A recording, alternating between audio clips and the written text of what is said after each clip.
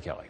Well, a lot of you are hitting the road or maybe taking to the air to get away. Others are just relaxing on the water for this 4th of July weekend. Rachel Johnson is the Executive Director of the National Safe Boating Council. She joins us live now with ways to stay safe out there. Good morning, Rachel. Good to see you this morning. Good morning. Great to see you as well. So let's talk about how important it is for people to just follow the rules and just understand all the dangers when it comes to boating. Yes. Now, we know 4th of July weekend is one of, if not the most popular weekend for boating. And unfortunately, last year we lost 701 lives due to boating. And, you know, that's year-round, of course. But we really want people to be aware this weekend so they can have a safe time on the water. And, you know, sometimes weather gets in the way, right? Especially dangerous weather when it comes to thunderstorms. When is it advised for people to seek the shore, get off the water, and should every boater have a severe weather plan in place? Yes, all those are really good points. Now, actually, your weather trip starts long before you get out on the water.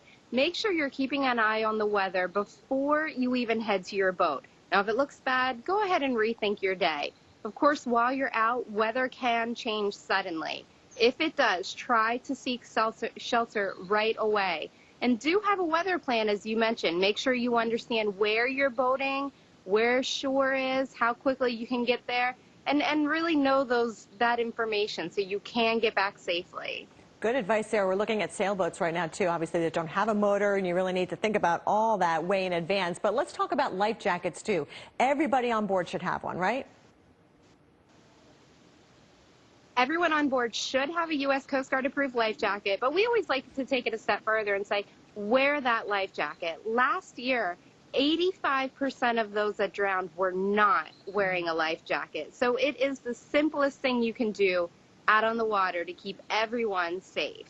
And what's the best advice you have for anyone who wants to have fun out there on the water? Oh, wow. I mean, being out on the water in itself is just a wonderful experience. And if you are safe and prepared, you are going to have a great day. Have that life jacket, wear that life jacket. Of course, keep your eye on the weather. And we have some other really great tips on safeboatingcouncil.org that you and I could talk about all morning, but I know we don't have all that time. Well, you definitely had some great advice just in the short time we had you this morning. So thank you so much, Rachel Johnson, Executive Director of the National Safe Boating Council. Thanks for joining us.